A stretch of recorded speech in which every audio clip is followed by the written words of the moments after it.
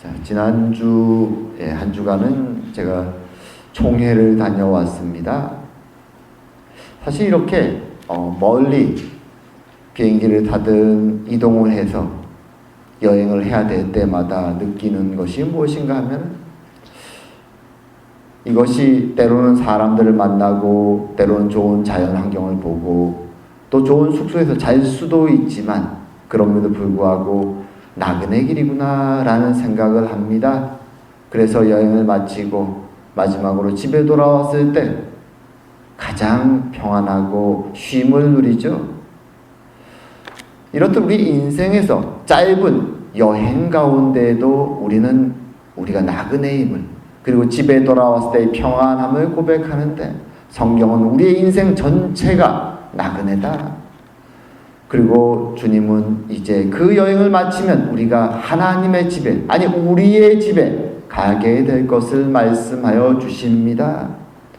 그 집에서 우리가 이 땅을 살면서 고백했던 것처럼 야, 드디어 집에 왔구나, 평안히 쉬자라고 아마 고백하게 될 것입니다. 하지만 우리의 짧은 여행 속에서도 우리는 피곤하고 힘든 일들을 겪을 때도 있지만 그 여행 속에 우리를 위로하는, 우리가 목적지까지 가기 전에 지치고 힘든 우리의 육신과 정신을 위로하는 순간들이 있습니다.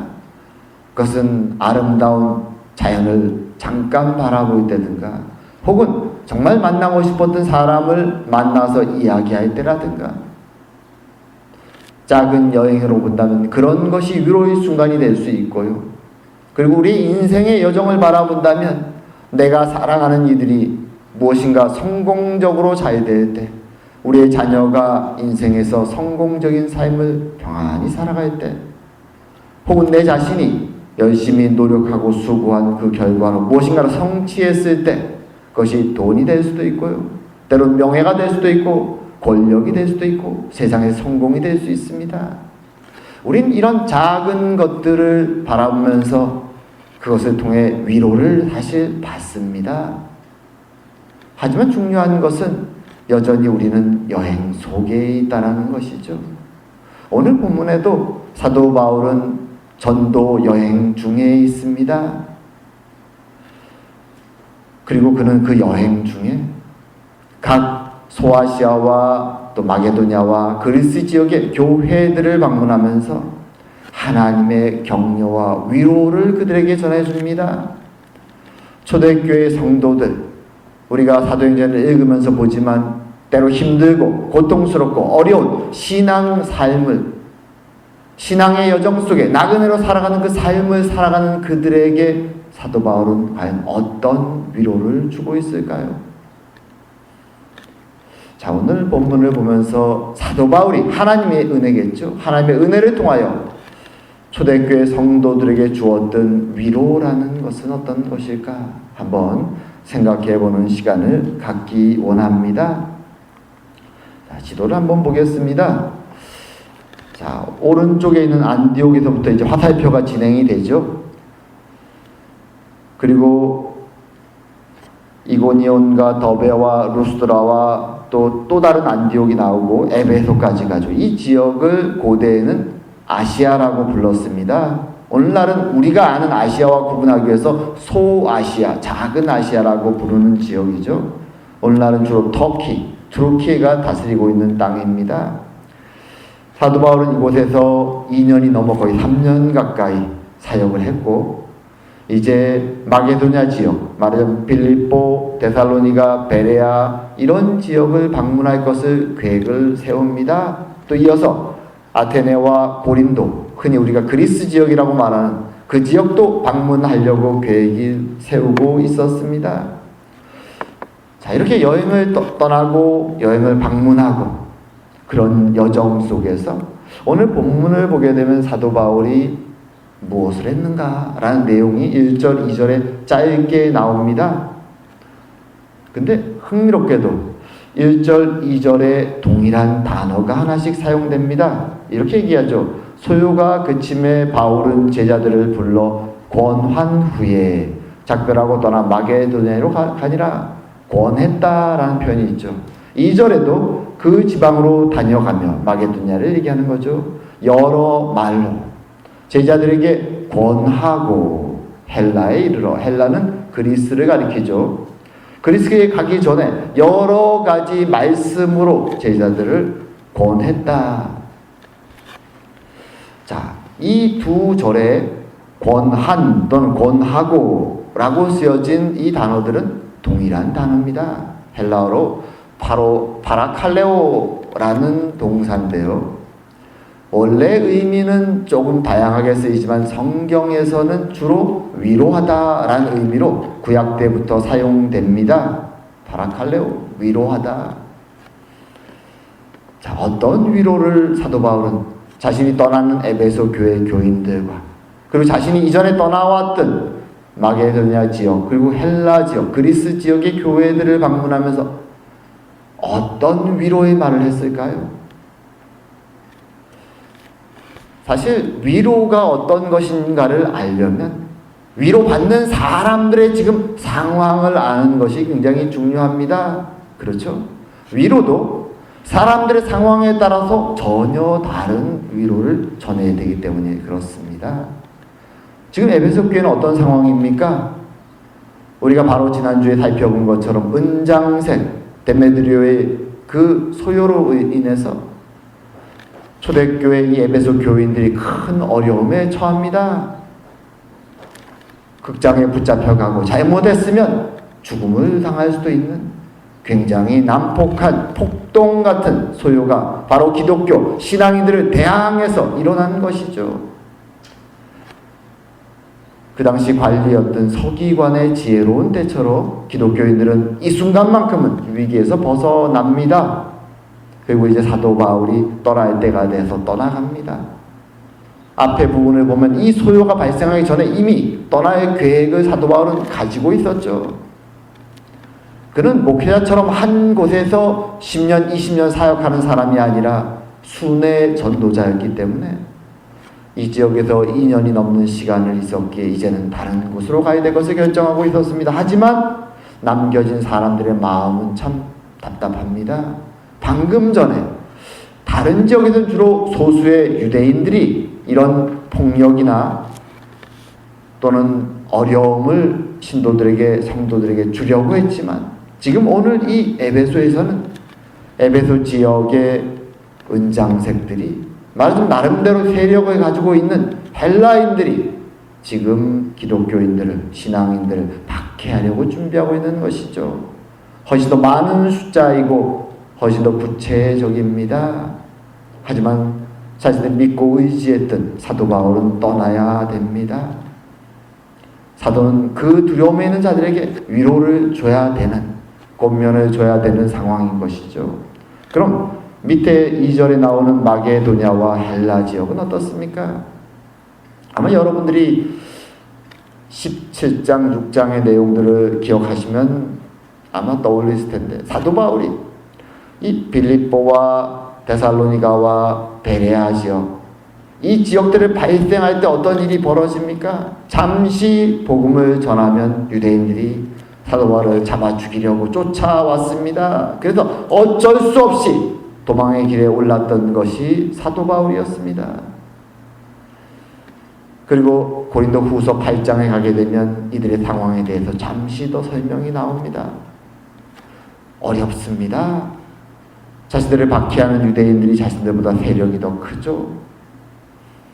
그러기에 숨죽여서 작은 소그룹이지만 그래도 열심히 하나님을 섬기며 모임을 갖고 있는 것입니다.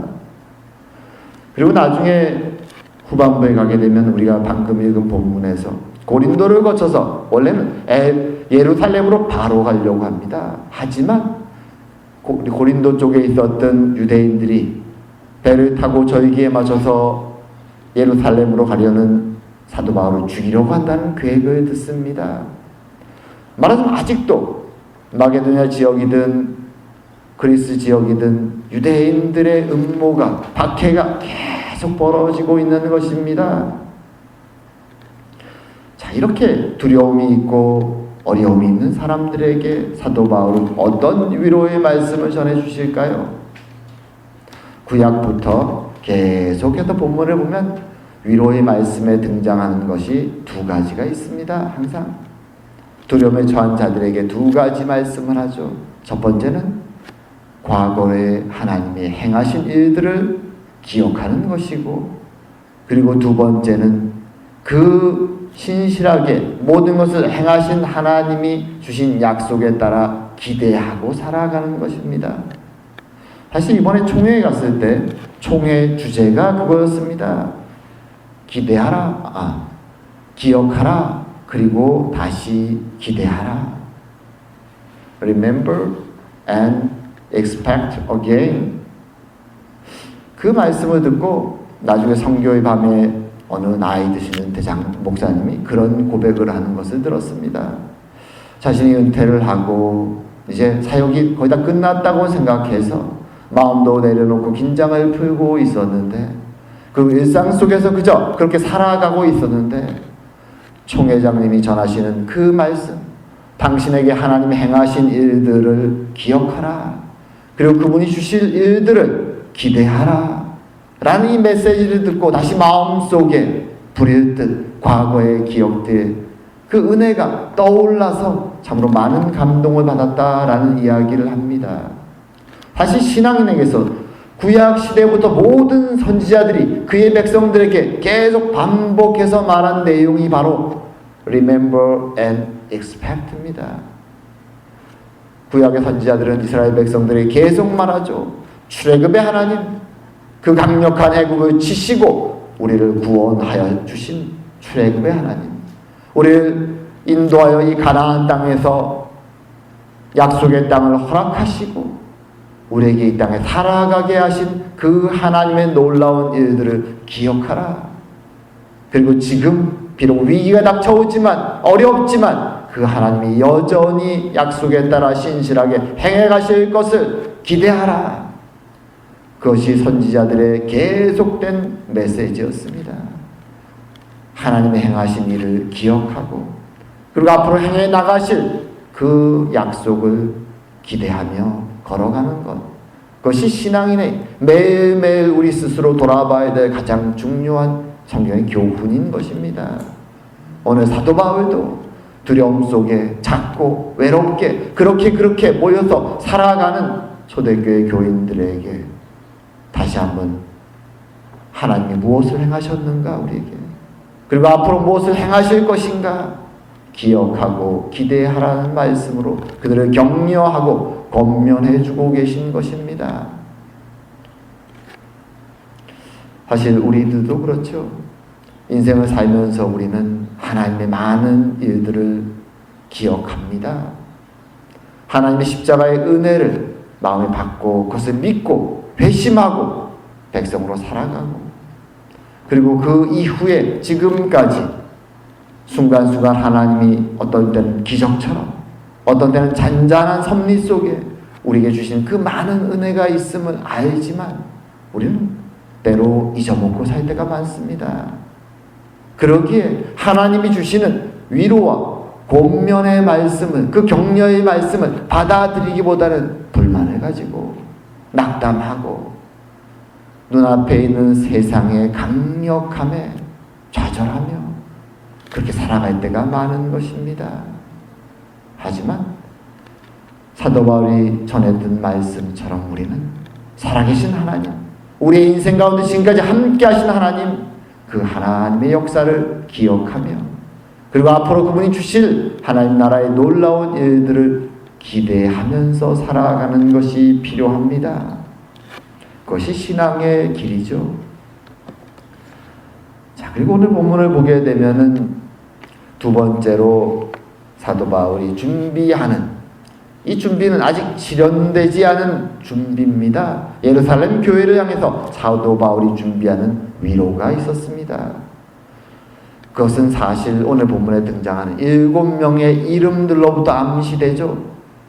사도행전에서는 그 내용을 지금 다 밝히지 않지만 고린도 후서를 읽게 되면 이 사람들이 왜 지금 사도 바울과 함께 동행해서 예루살렘으로 가고 있는지 그 이유를 알 수 있게 되죠. 본문에 7명의 사람들이 등장합니다. 베레아 사람 브로야드 소바도와 데살로니가 사람 아리스다고와 세군도와 더베 사람 가이오와 및 디모데와 아시아 사람 두기고와 드로비모라.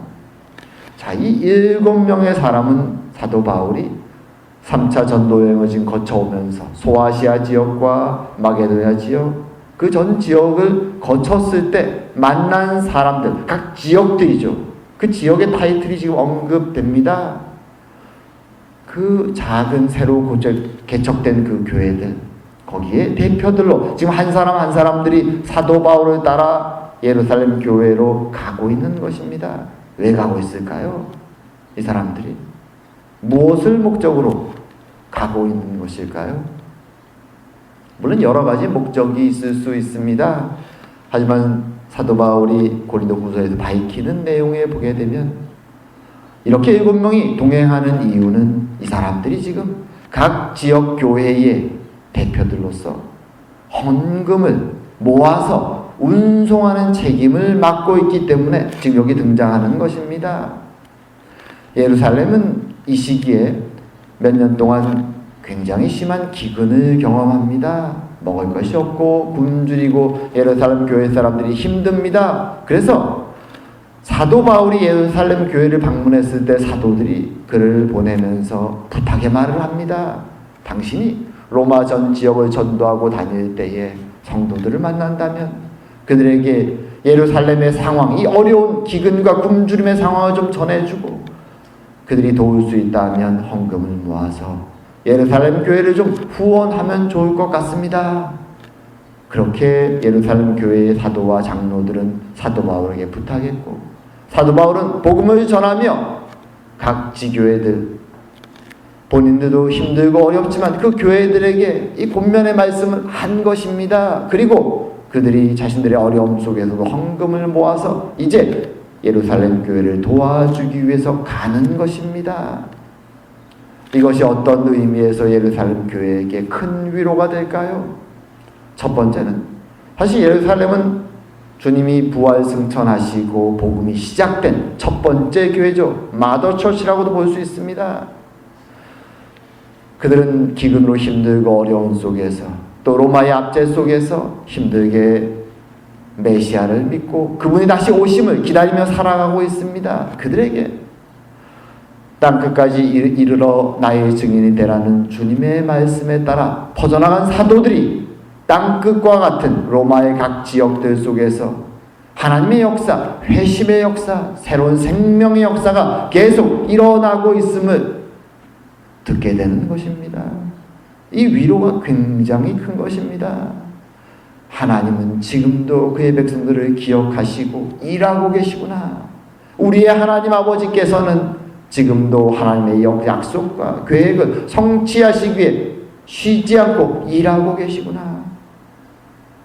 그래서 하나님의 믿는 자들이 멀리 땅 끝으로 서로 떨어져 살아가지만 서로 만날 때, 신앙을 고백할 때 거기에는 대단한 기쁨과 감사가 있는 것이죠. 큰 위로가 있는 것이죠. 우리만 믿고 있는 것이 아니었구나. 하나님은 여전히 일하고 계시구나. 그리고 또 한 가지 위로는 이제 하나님이 멀리 흩어져 있는 형제 자매들의 손길을 통하여 우리를 돕고 계시구나. 하나님의 형제 자매 한번 만난 적도 없지만 그리스도의 머리 되신 그리스도에게 연결된 모든 형제 자매들이 서로 형제와 자매로서 서로를 돕고 사랑을 나누는 이 사랑을 경험하게 될 때 신앙은 새로운 위로와 기쁨과 감격이 넘쳐나는 것입니다.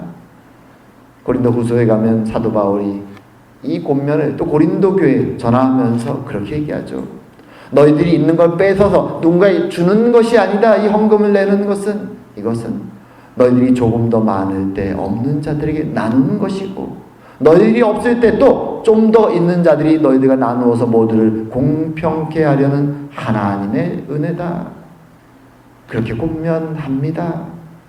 그래서 오늘 이 7명의 각 지역의 대표들을 데리고 사도 바울은 예루살렘 교회 어려움 속에 처해있는 그들을 위로하고 하나님의 역사를 보여주기 위해서 길을 가고 있는 것입니다.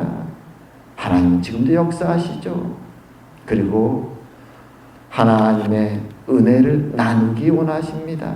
사실 100년 전 우리 한국 땅에 그 사랑을, 은혜를 나누기 위해서 영국에서, 캐나다에서, 미국에서 많은 형제 자매들이 복음을 가지고, 또 때로는 의술을 가지고, 때로는 물질을 가지고 조선 땅에 와서 많은 조선의 형제 자매들의 어려움을 돌아보고 도와주고 사랑을 나눈 일들을 했습니다. 어떤 면에서 빚진 자죠. 그래서 이제는 한국이 또 복음을 가지고 사랑을 가지고 전 세계에 흩어져서 그 사랑을 나누게 되는 것입니다. 이것이 하나님 나라의 원리죠. 서로 평균케 하심, 서로 나누고 격려하고 사랑하며 함께 주님께 나아가는 것, 거기에 크신 위로가 있는 것입니다. 이제 오늘 마지막 절에 가게 되면 12절에 이런 내용이 있습니다. 사람들이 살아난 청년을 데리고 가서 적지 않게 위로를 받았더라. 여기서 위로를 받았다라는 단어가 역시 1절과 2절에서 사용된 파라칼레오라는 동사입니다. 자, 어떤 사건입니까? 어떤 위로를 말하는 것입니까? 우리가 잘 알고 있죠. 자, 이 본문에서 아까 지도를 보면 제가 다시 한번 지도를 돌려보겠습니다. 자, 지도에 보게 되면 에베소서가 제일 가운데 있죠. 에베소가. 그리고 사도 바울이 두로아를 거쳐서 마게도냐로 건너갔다가 고린도까지 갔다가 원래는 예루살렘으로 바로 가려고 했지만 유대인들의 핍박의 계획 때문에 다시 마게도냐를 거쳐서 지금 드로아라고 하는, 지금으로 말하면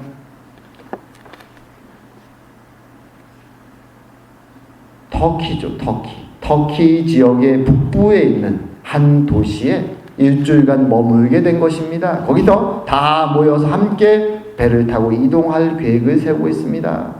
이제 일주일 동안 여기서 모여서 무엇을 했는가? 사도 바울은 그들에게 말씀을 전하고 있었습니다.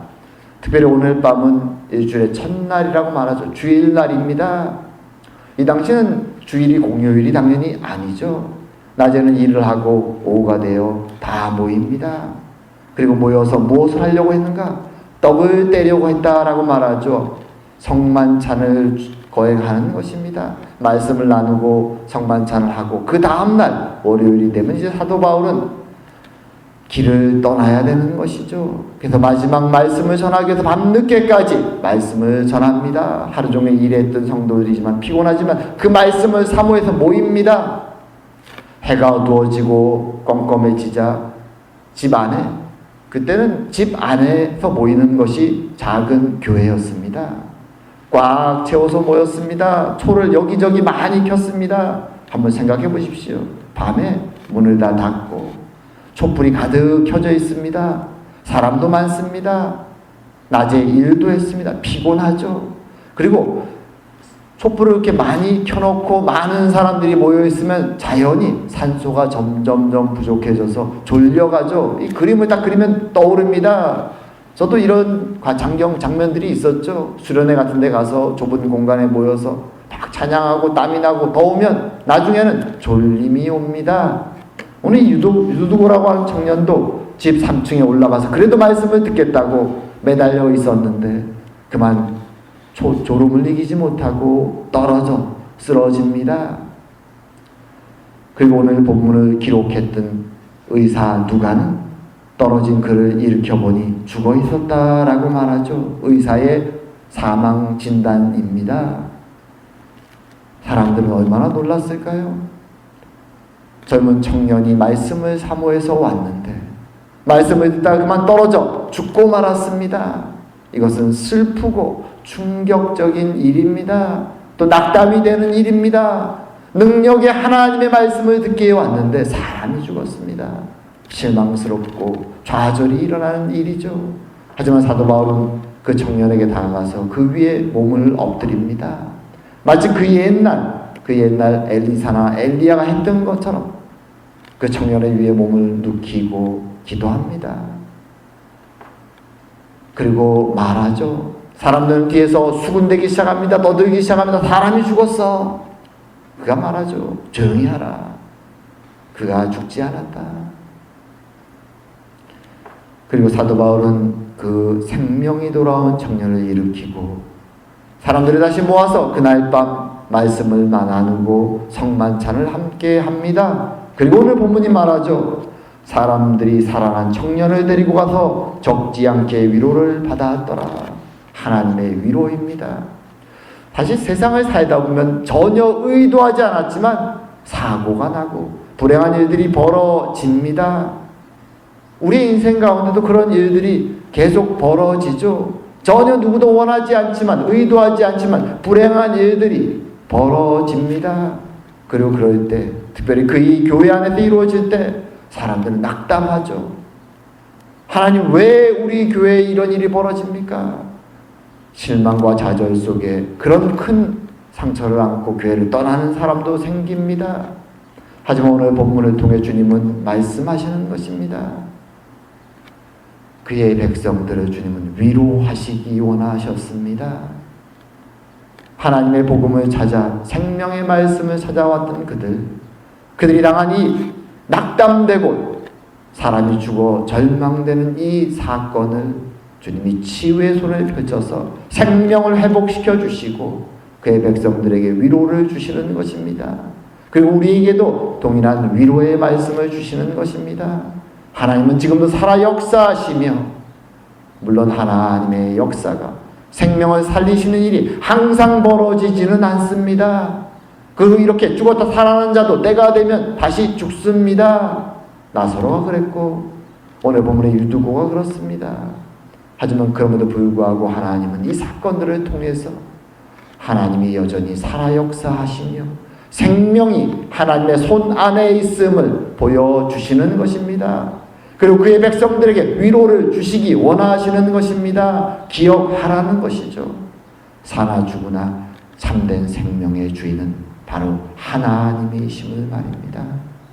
그래서 우리는 우리가 어려움에 처할 때 다른 누가 아니라 바로 하나님께 무릎 꿇고 그분의 도우심을 구하게 되는 것입니다.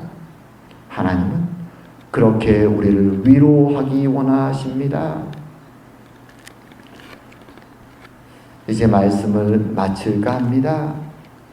오늘 본문에서 사도 바울은 2년 반 거의 3년이 되는 에베소의 사역을 마치고 이제 마게도냐와 그리스 지역을 거쳐서 교회들을 방문하고 그들을 위로하고 격려하며 이제는 예루살렘으로 가고자 합니다.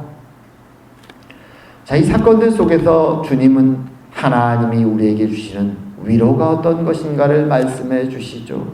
하나님의 위로는 하나님이 과거에 행하신 일들을, 놀라운 기적과 은혜들을 마음속에 기억하는 것으로 시작됩니다.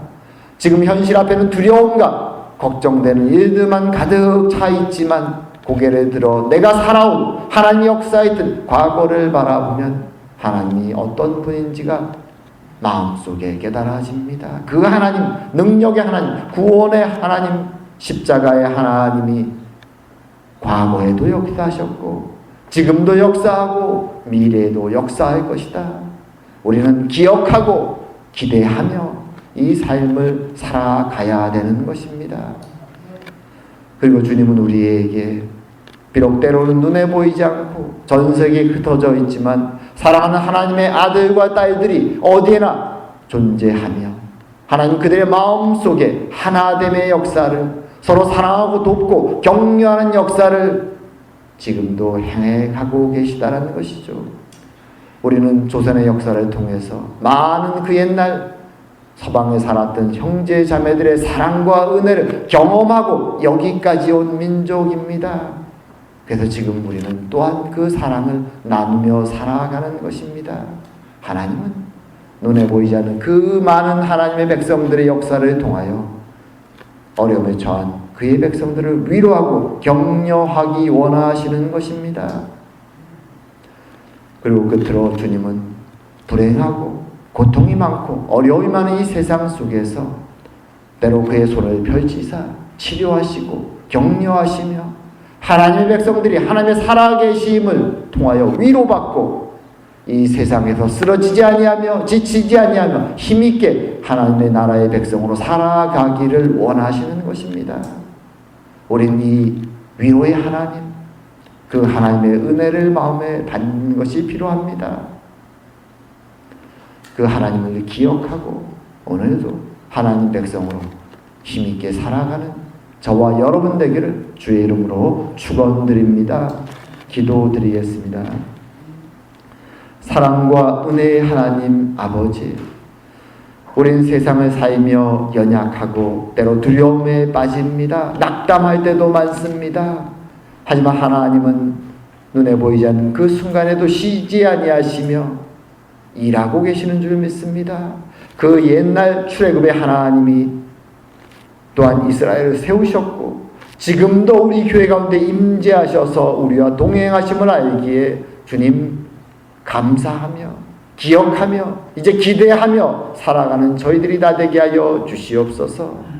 주의 사랑으로 서로 격려하고 채워주며 주님 주의 은혜의 손을 붙잡고 오늘도 살아가는 저희들 되게 하여 주시옵소서. 감사드리오며 모든 말씀 예수님 이름으로 기도드립니다. 아멘.